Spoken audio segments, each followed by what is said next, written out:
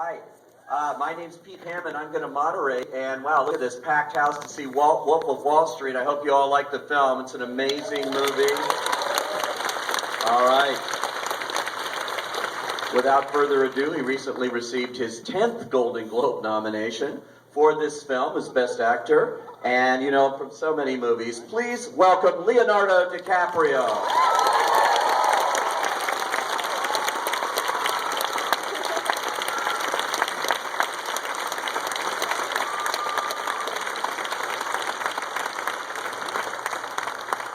All right. Welcome to the Cinerama Dome. Wow, this is a big house we're playing in here. I think I saw E.T. here for the first time. Nice. Well, congratulations on Wolf of Wall Street. It's doing great. It's causing lots of controversy, Leo. But I think you probably knew that going in. This is not easy subject matter. It's a fascinating story, and it's all true, which amazes me that one guy could have lived this life. What attracted you to the idea of playing Jordan Belfort? And I know you've been with this project for several years. Look, I mean, I originally got this novel written by Jordan, and he was so incredibly candid and honest about his hedonistic time on Wall Street, and he pulled no punches. He wrote it really as a cautionary tale. He got way too wrapped up in that world, was obsessed with, you know, women, wealth, and drugs, as you saw just up on screen just now.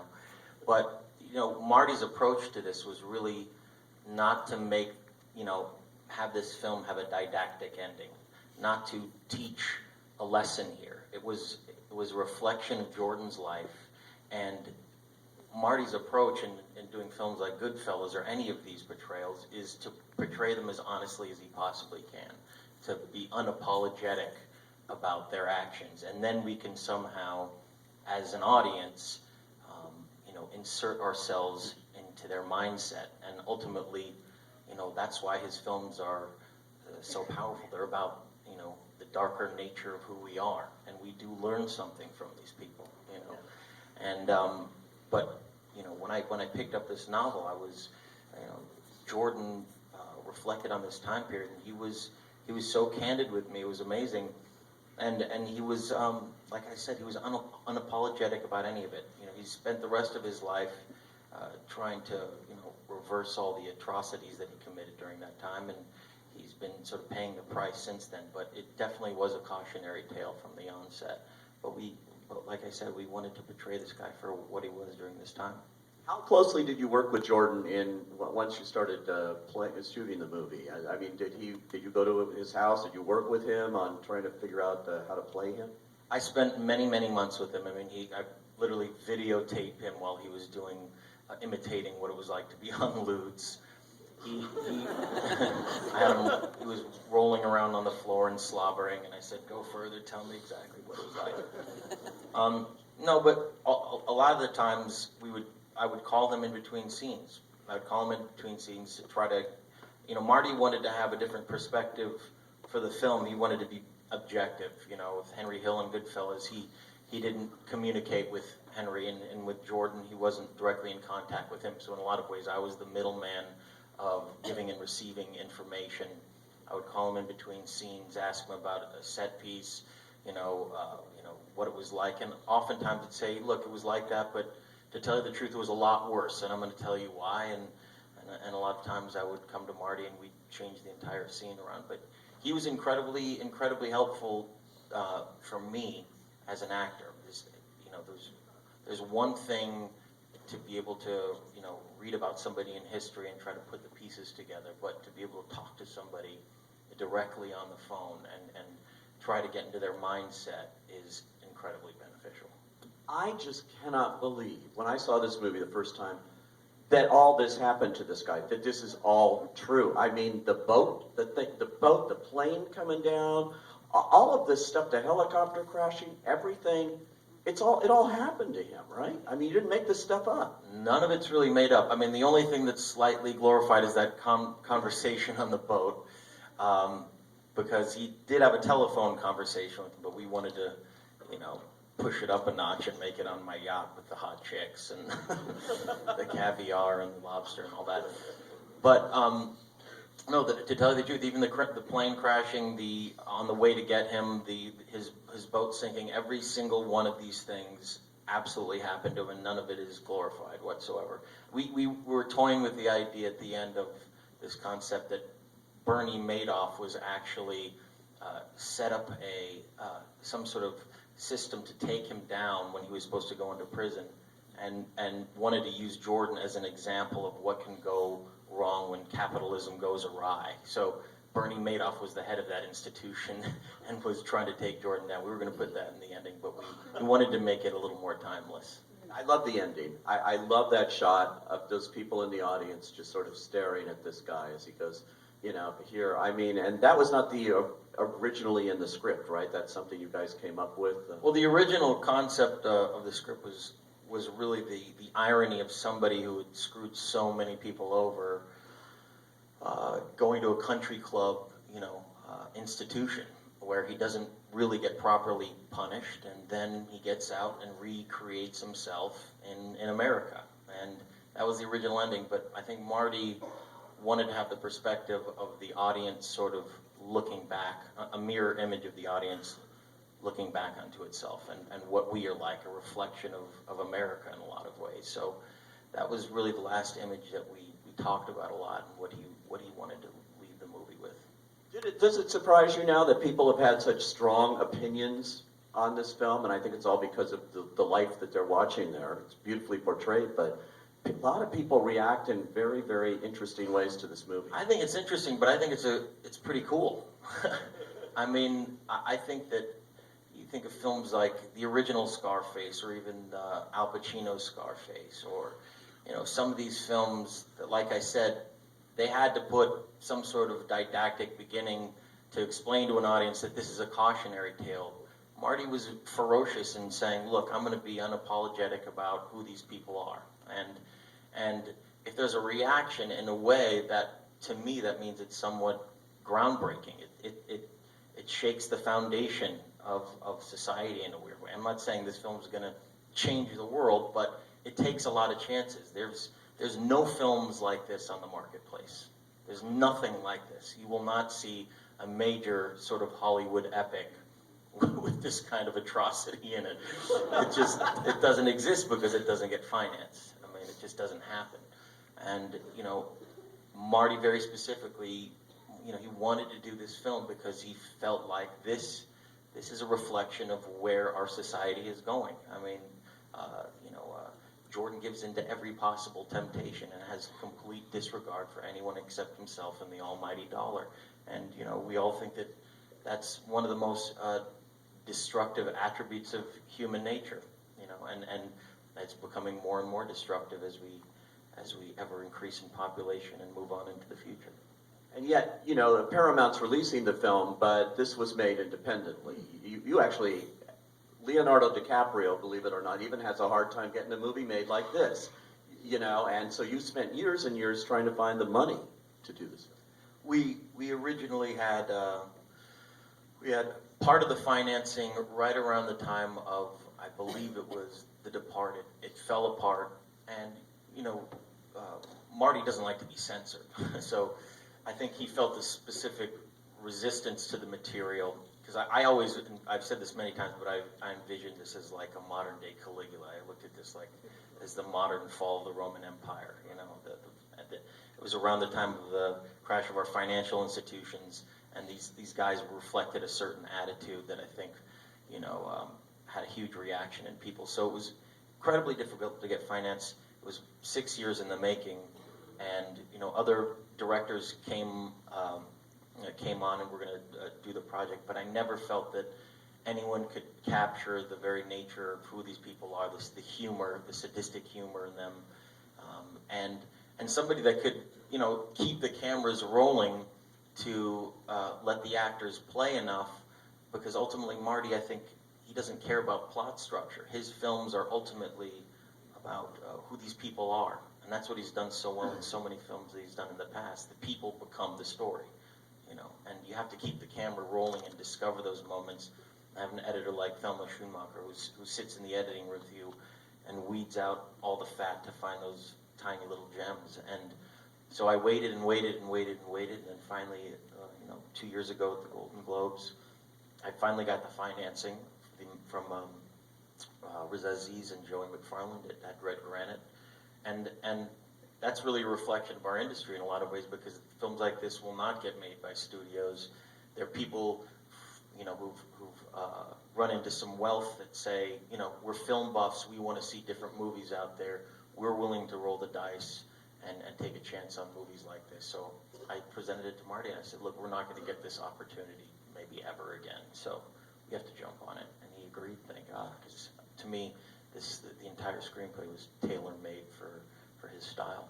This is your fifth movie with Martin Scorsese. You obviously have a great working relationship. It's one of those great relationships in movie history, where an actor works with a director over and over, like John Wayne did with John Ford and everything. Is that something you like to do? You like to work with? It's even bizarre to think about that, because I grew up in LA, and most of my friends are actors, and all we did was watch Scorsese De Niro movies. That's all we did. So it's hard to even say that it's been. When I think of a Scorsese relationship, it's those two. For me, I came in with the opportunity to work with him on Gangs of New York, and it's been kind of like this unbelievable blessing to be able to work with him over and over again, and the fact that we have shared tastes, and the fact that we want to do the same types of projects. I've just been lucky and fortunate to work with somebody who I believe is not only one of the greatest directors of all time, but one of our greatest living artists. I mean, the man knows more about cinema than anyone you will ever meet in your life. And you've run into a lot of cinephiles, but this guy has a great appreciation for cinema as an art form, and inspires me to make movies every time I do it. And he reinforces in me why it's so important to do these films. Do we have some questions from the audience for Leo here? Yeah. If you do, just put your hand up so I can see it. Yeah, right there. Yes.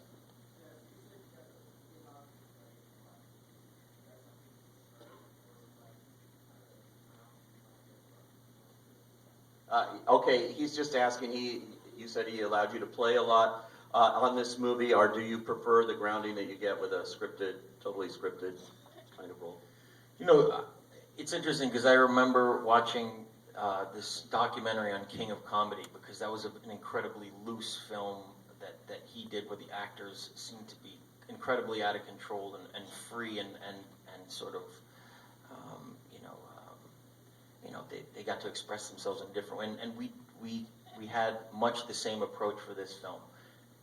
It was improvisation before we did improvisation. So the actors got together, and we got to sort of improvise, tear the screenplay apart, kept the premise of what the scene was about, because Terry wrote a great screenplay, but we really toyed with everything. And then, the actors were encouraged again on the day to, restructure the entire scene again. So it was almost like controlled chaos in a lot of ways.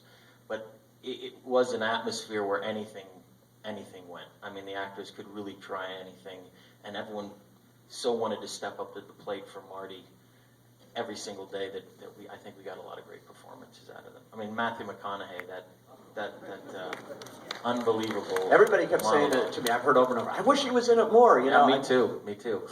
But he was kind of like, Dante, bring me into the inferno. He was introducing me to this chaos. But he came in to Marty's trailer and said, "Look, I kind of toyed with this whole thing," and he came up with this whole incredible thing with the hot mustard and and feeding the geese, and we just looked at him and we were like, "Yeah, do that. Do what you just did." And that mantra, that was the kind of free form that it was, because that mantra, when he was doing this as an acting exercise. He was beating his chest like an Indian to expand his voice. I said to Marty, "We should film him doing this." So he started filming, and then that expanded more, and then it became like a rap from the 80s. And then when I was doing all those speeches later on, I said, wouldn't it be great to bring that mantra back as like the Indian war cry of greed, and let's get everybody to do it and have it be this insane, Indian dance. And he said, "Yeah, go for it." And we just did it, and that was the kind of atmosphere it was like on set. The whole cast. You mentioned Matthew McConaughey, but you got Jonah Hill. You and Jonah Hill have classic comic scenes that will just live in history. I mean, this guy is a wonderful, wonderful actor, and this is a great role, I think, for him. Even though he's swallowed, did he really swallow that goldfish? As far as I did, and I think Peter got very mad at him as well. And the goldfish shit in his mouth as well, is what I understand. That's true? He went the distance. He went the distance. No, I met him in Mexico, and he said to me, look, I know who these guys are. I grew up in this, in an atmosphere where these guys were surrounding me. There's no one on earth that can play this character except for me. I said, okay. And he said, no, seriously, there's no one in the world that should play this except for me. I said, okay. And I called Marty up and I said, there's somebody who really is passionate about this, and you know, I think he wanted to read from Marty, and Marty had such a great time with him in the meeting that he said, look, you're hired, please don't read from me at all, you're perfect for this. But his improvisation is amazing. I mean, I've never worked with a better improvisational actor than Jonah Hill. His ability to come up with, you know, amazing monologues on the spot was just a daily occurrence. Okay, someone else? Yeah, right there, yes.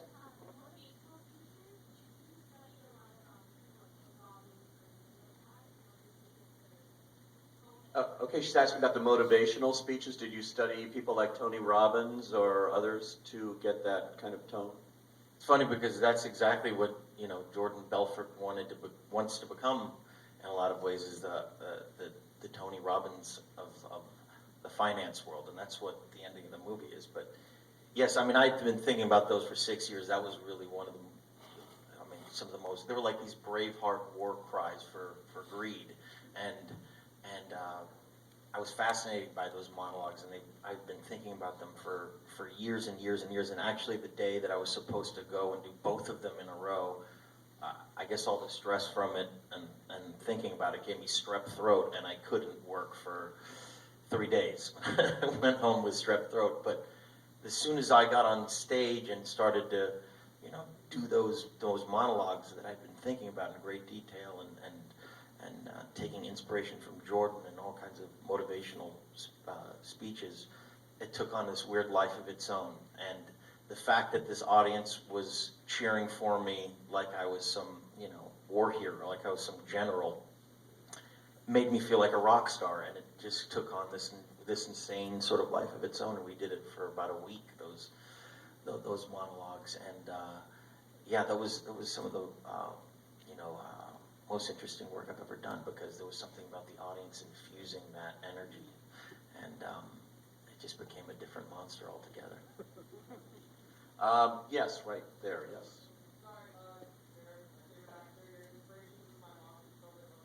Thank you for the sign. Holding up the sign there, it says, I love you, Leo, for those of you in the back.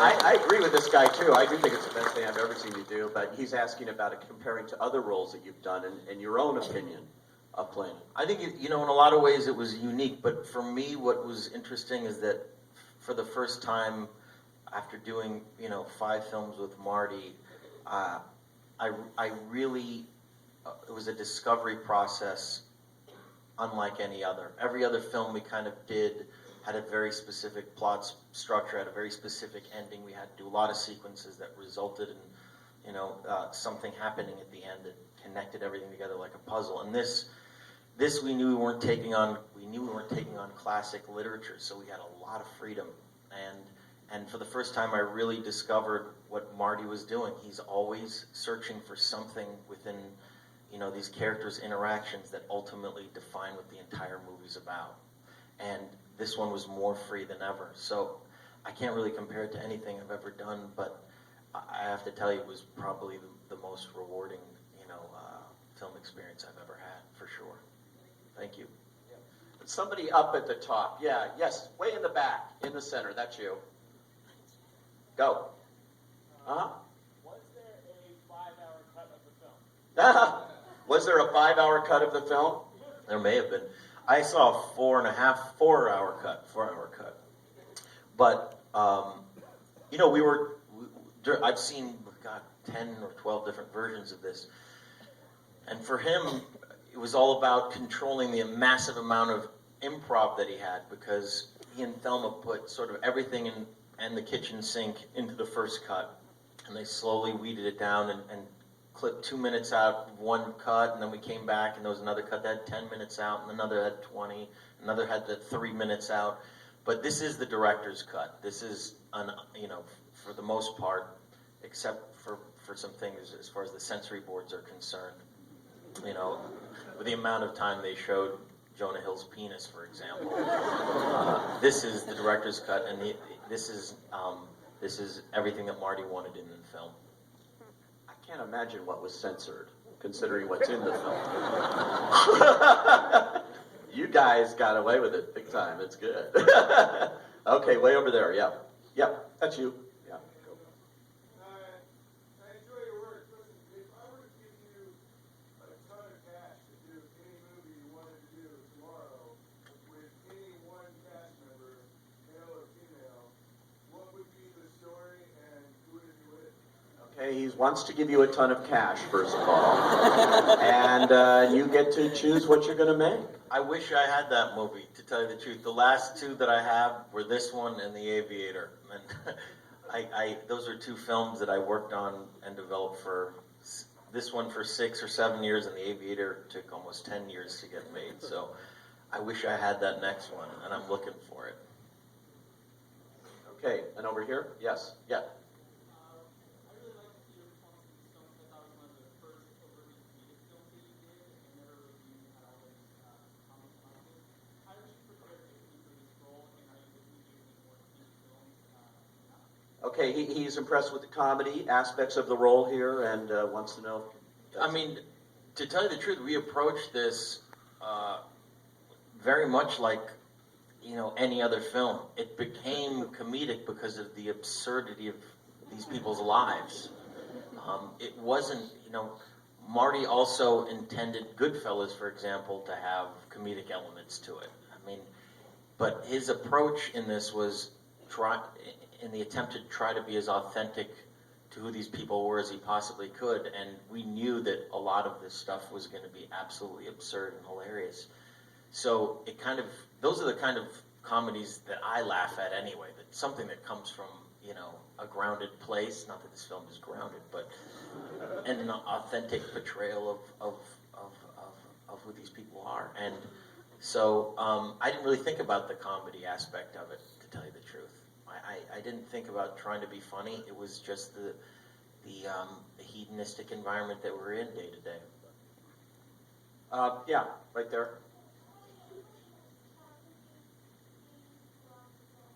What was the most